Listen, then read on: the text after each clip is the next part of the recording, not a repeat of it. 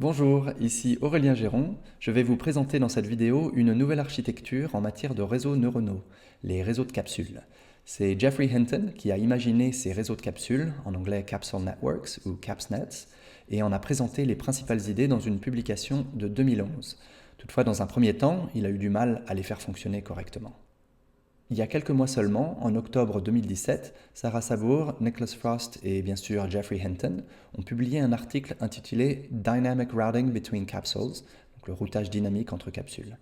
Ils ont égalé les meilleurs résultats obtenus jusqu'alors sur le jeu de données MNIST, tout en obtenant des résultats bien meilleurs qu'avec les réseaux neuronaux convolutifs sur un jeu de données constitué de chiffres superposés. Alors qu'est-ce donc qu'un réseau de capsules ? En infographie, on part d'une représentation abstraite d'une scène, par exemple un rectangle centré en x égale 20 et y égale 30 avec une rotation de 16 degrés, etc. Et chaque objet représenté a ses propres paramètres d'instanciation, après quoi il suffit d'appeler une fonction de rendu pour obtenir une image. Et l'analyse d'image consiste à inverser le processus, vous partez d'une image, vous essayez de trouver les objets qu'elle contient, ainsi que les paramètres d'instanciation de chacun d'eux. Un réseau de capsules, c'est simplement un réseau neuronal qui permet d'analyser ainsi des images. Il est composé de nombreuses capsules. Une capsule est une fonction quelconque qui cherche à prédire la présence et les paramètres d'instanciation d'un objet particulier dans une zone donnée de l'image. Le réseau présenté ici contient 50 capsules. Les flèches représentent les vecteurs de sortie de ces capsules. Les flèches noires correspondent aux capsules qui tentent d'identifier des rectangles, tandis que les flèches bleues représentent les sorties des capsules qui recherchent les triangles. La longueur d'un vecteur d'activation représente la probabilité estimée que l'objet recherché par la capsule soit effectivement présent. Vous pouvez constater que la plupart des flèches sont petites, ce qui signifie que les capsules n'ont rien détecté, alors que 2 d'entre elles sont assez longues. Ceci signifie que les capsules à cet endroit sont plutôt sûres d'avoir trouvé ce qu'elles recherchaient, à savoir ici un rectangle pour l'une et un triangle pour l'autre. Ensuite, l'orientation du vecteur d'activation encode les paramètres d'instanciation de l'objet. Dans le cas présent, il s'agit de la rotation, mais il pourrait aussi s'agir de l'épaisseur, de l'étirement, de la dissymétrie ou de la position exacte par rapport au centre de la cellule de la grille, etc. Pour simplifier les choses, je ne m'intéresserai ici qu'aux paramètres de rotation, mais dans un véritable réseau de capsules, les vecteurs d'activation peuvent avoir 5 composantes, voire 10 ou plus. En pratique, une façon d'implémenter ceci consiste à d'abord utiliser 2 couches de convolution, tout comme dans un réseau neuronal convolutif classique. On obtiendra en sortie un tableau constitué d'un grand nombre de cartes de caractéristiques, ou feature maps en anglais, qu'on peut ensuite réorganiser pour obtenir un ensemble de vecteurs pour chaque emplacement. Supposons par exemple que les couches de convolution fournissent en sortie un tableau constitué de 18 cartes de caractéristiques. Vous pouvez aisément redimensionner ce tableau de façon à ce qu'il y ait à chaque emplacement 3 vecteurs à 6 composantes, 3 x 6, 18, ou encore 2 vecteurs à 9 composantes chacun. Cela donnerait quelque chose qui ressemblerait au réseau de capsules représenté ici, avec 2 vecteurs pour chaque emplacement. La dernière étape consiste à s'assurer qu'aucun vecteur n'a une longueur supérieure à 1, étant donné que cette valeur représente une probabilité. Pour cela, on applique une fonction d'écrasement, ou squash en anglais, et celle-ci préserve l'orientation du vecteur, mais elle l'écrase pour que sa longueur soit comprise entre 0 et 1. Une caractéristique essentielle des réseaux de capsules est qu'ils préservent des informations détaillées à propos de l'emplacement et de la disposition ou la pose des objets sur l'ensemble du réseau. Alors, si j'effectue une légère rotation de l'image, vous pouvez remarquer que les vecteurs d'activation évoluent légèrement. Vous voyez ? C'est ce qu'on appelle l'équivariance. Dans un réseau neuronal convolutif, il y a en général plusieurs couches de pooling, c'est-à-dire d'agrégation, qui malheureusement ont tendance à perdre des informations, telles que l'emplacement précis et la disposition des objets. Ce n'est pas bien grave si vous voulez simplement classer l'image tout entière, mais c'est plus compliqué si vous souhaitez effectuer une segmentation précise de l'image ou une détection d'objets avec l'emplacement et la disposition bien précisés. Cette propriété d'équivariance des capsules les rend très prometteurs pour ce genre d'application. Voyons maintenant comment les réseaux de capsules peuvent gérer des objets comportant une hiérarchie de composants. Considérons par exemple un bateau centré en x égale 22 et y égale 28 et incliné de 16 degrés. Ce bateau comporte plusieurs composants, ici un rectangle et un triangle, Et l'image représente ce que nous donnerait la fonction de rendu. Mais ici, on veut faire l'inverse. À partir de l'image, on veut reconstituer la hiérarchie des composants avec leurs paramètres d'instanciation. De même, on pourrait aussi dessiner une maison à partir des mêmes composants, un rectangle et un triangle, mais en les organisant différemment. Le problème consiste alors, à partir de cette image, qui comporte un rectangle et un triangle, à trouver non seulement l'emplacement et l'orientation du rectangle et du triangle, mais aussi à décider s'il s'agit d'un bateau ou d'une maison. Voyons donc comment faire. Nous avons déjà vu la première étape, il suffit de définir quelques couches de convolution, redimensionner la sortie pour obtenir des vecteurs, puis les écraser à l'aide de la fonction squash. Ça nous donne la sortie des capsules primaires, et ça y est, on a déjà la première couche. Mais c'est dans l'étape suivante que réside l'essentiel de la magie et de la complexité des réseaux de capsules. Chaque capsule de la première couche va tenter de prédire la sortie de chaque capsule de la couche suivante. C'est pas évident à comprendre au premier abord, alors je répète, les capsules de la première couche, la couche primaire, essayent de prédire les résultats que fourniront les capsules de la deuxième couche. Voyons par exemple la capsule qui a détecté le rectangle, que j'appellerai ici capsule rectangle. Supposons qu'il n'y ait que deux capsules dans la couche suivante, la capsule maison et la capsule bateau. Alors, étant donné que la capsule rectangle a détecté un rectangle incliné de 16 degrés, elle prédit que la capsule maison détectera une maison inclinée de 16 degrés, ce qui paraît logique, et que la capsule bateau détectera un bateau incliné également de 16 degrés. Ça serait en accord avec l'orientation du rectangle. Pour faire cette prédiction, il suffit à la capsule rectangle d'effectuer le produit de la matrice de transformation WIJ et de son propre vecteur d'activation UI. Durant l'apprentissage, le réseau va apprendre graduellement, par rétropropagation, une matrice de transformation pour chaque paire de capsules dans la première et la seconde couche. En d'autres termes, il apprendra toutes les relations entre les composants et leur tout, comme par exemple l'angle entre un mur et le toit de la maison, et ainsi de suite. Voyons maintenant ce que prédit la capsule triangle. Cette fois, c'est un peu plus intéressant. Étant donné l'angle de rotation du triangle, elle prédit que la capsule maison détectera une maison la tête en bas et que la capsule bateau détectera un bateau incliné de 16 degrés. Ce sont les seules positions compatibles avec l'angle de rotation du triangle. Alors maintenant qu'on a un ensemble de prédictions de sortie, qu'est-ce qu'on va faire? Alors, comme vous pouvez le voir, la capsule rectangle et le capsule triangle s'accordent fortement sur la sortie fournie par la capsule bateau. En d'autres termes, elles sont d'accord pour considérer qu'un bateau positionné de cette manière expliquerait bien leur propre position et rotation. Par contre, elles sont en total désaccord quant à la sortie fournie par la capsule maison. Par conséquent, il est raisonnable de considérer que le rectangle et le triangle sont les composants d'un bateau et non d'une maison. Voilà, maintenant que nous savons que le rectangle et le triangle sont les composants d'un bateau, les sorties de la capsule rectangle et de la capsule triangle n'ont d'intérêt que pour la capsule bateau. Il n'est pas nécessaire de transmettre ces sorties aux autres capsules. Ça ne ferait que rajouter du bruit. Il ne faut transmettre ces sorties qu'à la capsule bateau. C'est ce qu'on appelle le routage par accord. Celui-ci présente plusieurs avantages. Tout d'abord, les sorties des capsules n'étant transmises qu'aux capsules appropriées de la couche suivante, ces capsules recevront un signal d'entrée plus propre et pourront déterminer plus précisément la disposition de l'objet. Ensuite, en examinant les chemins d'activation, vous pouvez aisément naviguer dans la hiérarchie des composants et savoir exactement quel composant appartient à quel objet. Par exemple, que le rectangle appartient au bateau ou le triangle aussi.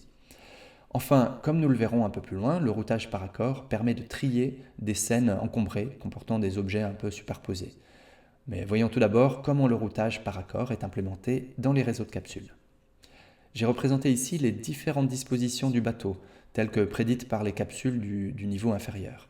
Ainsi, un de ces points peut représenter ce qu'un capsule rectangle pense être la disposition la plus vraisemblable du bateau, tandis qu'un autre point peut représenter ce qu'une capsule triangle pense. En supposant qu'il y ait beaucoup d'autres capsules de bas niveau, on obtiendrait un nuage de vecteurs de prédiction pour la capsule bateau, un peu comme ceci. Dans cet exemple, il y a deux paramètres d'instanciation, l'un représente l'angle de rotation, l'autre représente la taille du bateau.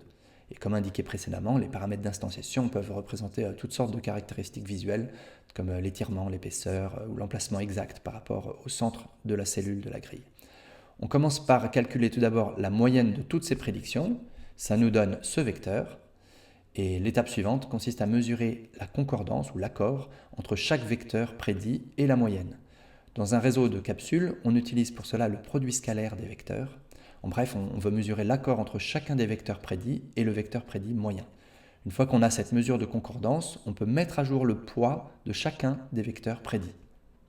Voilà, désormais les vecteurs prédits qui s'écartent de la moyenne ont un poids très faible, alors que ceux qui sont proches de la moyenne ont un poids plus élevé. Ces derniers sont représentés en plus foncé. On peut maintenant calculer à nouveau la moyenne, ou plutôt la moyenne pondérée, et vous remarquerez que celle-ci se déplace légèrement en direction du centre du groupe. On peut à nouveau mettre à jour les poids, et maintenant la plupart des vecteurs constituant ce groupe sont de couleur foncée. On peut à nouveau mettre à jour la moyenne et répéter ce processus un certain nombre de fois. En pratique, 3 à 5 itérations suffisent en général. Cela vous rappellera peut-être l'algorithme de partitionnement des cas moyennes ou l'algorithme espérance maximisation, EM, si vous les connaissez. Voilà donc comment on détermine des groupes de concordance. Alors, on va voir maintenant de façon un peu plus détaillée comment fonctionne l'ensemble de l'algorithme. Tout d'abord, on définit pour chaque sortie prédite un poids de routage brut, BIJ, égal à 0.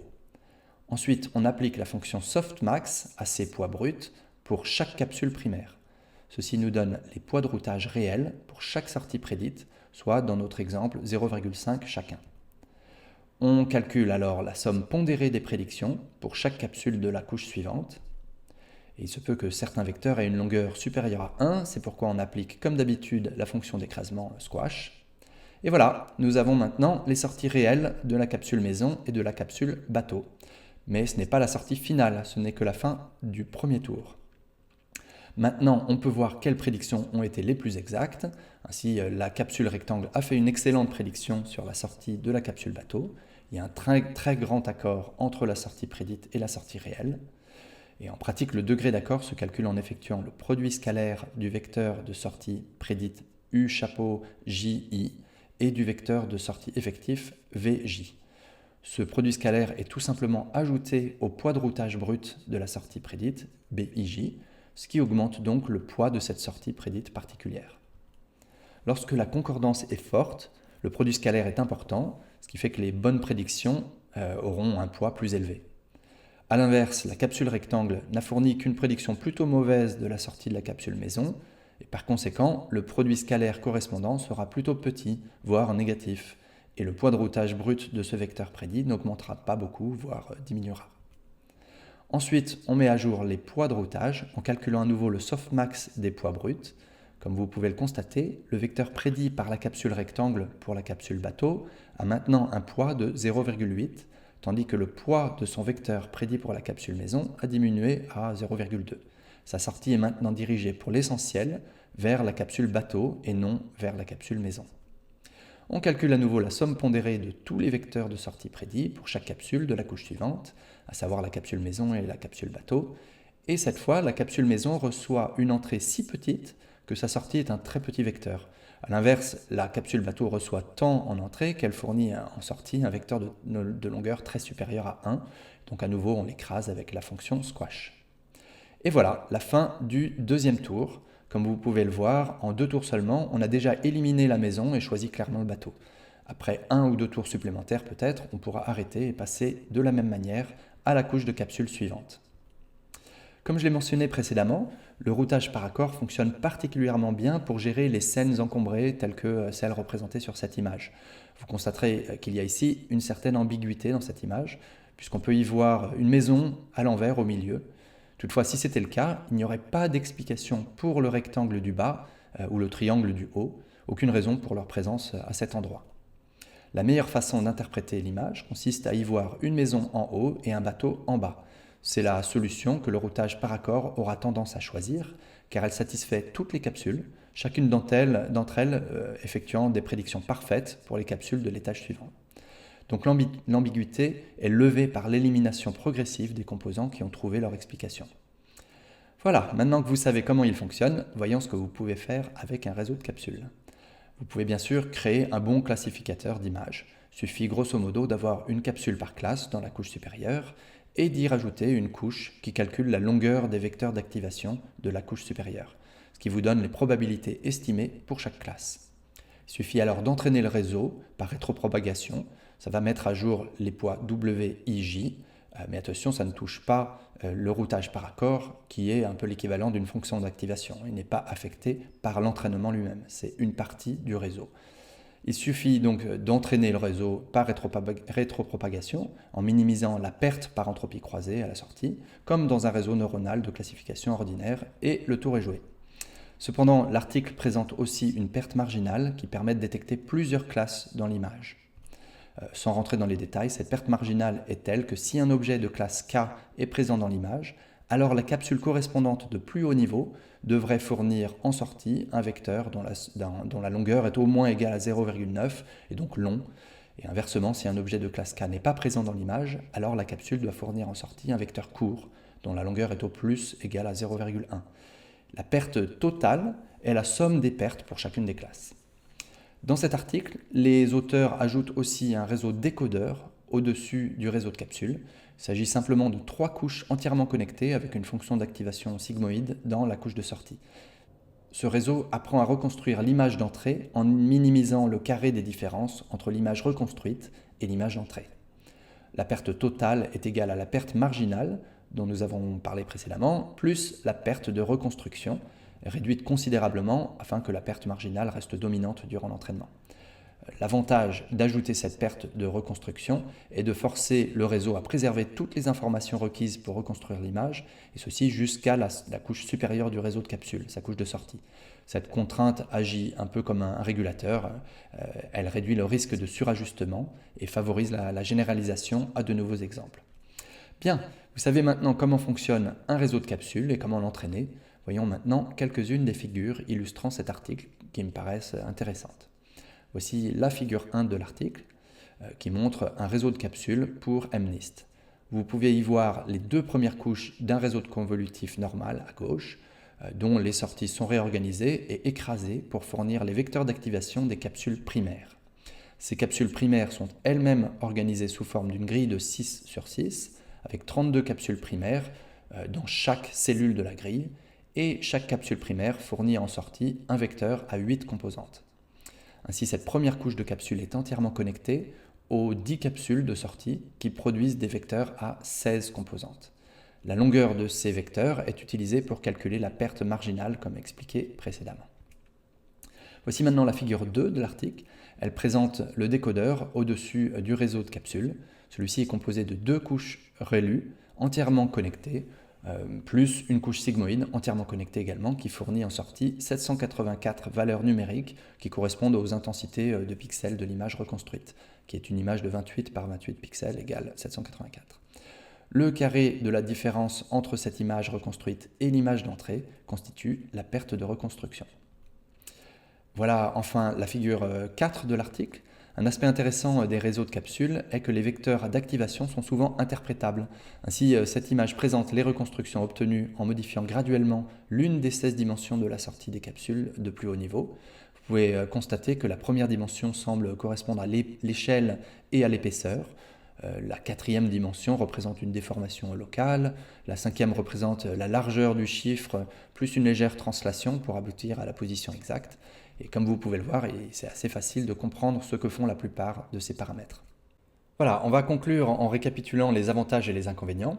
Les réseaux de capsules ont permis d'obtenir d'excellents résultats sur le jeu MNIST. Sur CIFAR 10, ils aboutissent à une erreur supérieure à 10%, ce qui n'est pas vraiment l'état de l'art, mais c'est similaire à ce qui a été obtenu initialement avec d'autres techniques, avant qu'on consacre des années à améliorer ces résultats, donc c'est tout de même un bon début. Les réseaux de capsules nécessitent moins de données d'entraînement que les réseaux convolutifs. Ils offrent l'équivariance, ce qui signifie que les informations de position et de disposition sont préservées. C'est très prometteur pour la segmentation d'images et la détection d'objets. L'algorithme de routage par accord est très intéressant pour les scènes encombrées. L'arbre de routage permet de définir une hiérarchie des composants des objets, de sorte que chaque composant est associé à un tout. Il est aussi relativement robuste vis-à-vis des rotations, des translations et d'autres transformations affines. Les vecteurs d'activation sont plutôt interprétables. Et enfin, manifestement, l'idée vient de Geoffrey Hinton, donc il ne vaut mieux pas parier contre. Cependant, cette méthode comporte quelques inconvénients. Tout d'abord, comme je l'ai mentionné, les résultats sont encore très moyens sur CIFAR 10, même si c'est un bon début. De plus, on ne sait pas encore vraiment si les réseaux de capsules fourniront des performances satisfaisantes sur des images plus importantes, plus grandes, telles que celles du jeu de données ImageNet. Quelle sera la précision? Mystère. Les réseaux de capsules sont aussi assez longs à entraîner, en grande partie de l'algorithme de routage par accord qui comporte une boucle interne, comme on l'a vu. Enfin, il n'y a qu'une seule capsule de chaque type à chaque emplacement donné. Donc un réseau de capsules ne peut pas détecter deux objets de même type s'ils sont trop proches l'un de l'autre. En anglais, c'est ce qu'on appelle le crowding ou surpeuplement. Mais le même phénomène s'observe aussi pour la vision humaine, c'est donc pas rédhibitoire. Bien, je vous recommande fortement d'examiner le code de l'une des implémentations de CapsNet dont les liens sont fournis ici. La première implémentation de cette liste est sans doute la plus simple à comprendre. Je l'ai réalisée dans un notebook Jupyter en m'inspirant de la seconde implémentation, mais en rajoutant plein de commentaires et en mettant le code à plat pour que vous n'ayez qu'à dérouler le notebook. Notez que les auteurs de l'article ont publié très récemment un nouvel article sur les réseaux de capsules. Le principe reste le même, mais ils améliorent nettement les performances du réseau en modifiant un petit peu l'architecture. D'abord, la probabilité de présence d'un objet n'est plus codée via la longueur du vecteur d'activation, mais à l'aide d'une activation dédiée. Ensuite, toutes les matrices WIJ sont désormais des matrices carrées de 4 sur 4. L'architecture utilise maintenant une connectivité partielle, semblable à celle d'un réseau de convolution, c'est-à-dire qu'une capsule n'est connectée qu'à un petit sous-ensemble des capsules du niveau inférieur. On peut parler de couche de capsules convolutives. Tout ça fait qu'il y a nettement moins de paramètres à ajuster. Et enfin, le routage par accord utilise l'algorithme espérance maximisation qui est très semblable à l'algorithme que j'ai présenté, mais plus standard, et qui utilise la distance euclidienne pour mesurer l'accord entre deux vecteurs, plutôt que le produit scalaire. Avec tous ces changements, ils parviennent notamment à réduire de 45% le taux d'erreur sur le jeu de données SmallNorb, qui est constitué de photos de petites voitures et de divers objets prises sous des angles variés en 3 dimensions. Pour ça, ils utilisent une architecture avec une première couche de capsules primaires, suivie de 2 couches de capsules convolutives. Bref, le principe général des CapsNet est de regrouper des neurones pour constituer des capsules et d'utiliser le routage par accord, mais les détails de l'architecture ne sont pas figés dans le marbre. Voilà, si vous voulez apprendre davantage sur le machine learning et deep learning, vous pouvez lire mon livre Hands-on Machine Learning with Scikit-learn and TensorFlow. Il a été traduit en français aux éditions Duno. L'édition française a été scindée en 2 livres, Machine Learning avec Scikit-learn et Deep Learning avec TensorFlow. Vous pouvez l'acheter sur Amazon au lien indiqué ou sur le site duno.fr. Il couvre de très nombreux sujets, comporte beaucoup d'exemples de code que vous trouverez également sur mon compte GitHub. Tous les liens sont dans la description de la vidéo. Je voudrais remercier chaleureusement Anne Bowie qui a non seulement fait la traduction du premier livre, mais qui a également eu la gentillesse de traduire cette vidéo avec le soutien des éditions Duno que je remercie également. Voilà, c'est tout ce que j'avais à vous présenter. J'espère que vous avez apprécié cette vidéo. Si c'est le cas, n'oubliez pas d'aimer, de partager, de commenter, de vous abonner, etc. Si vous appréciez mon livre, n'hésitez pas aussi à mettre un commentaire sur Amazon, ça fait toujours plaisir. C'est tout pour aujourd'hui, à bientôt.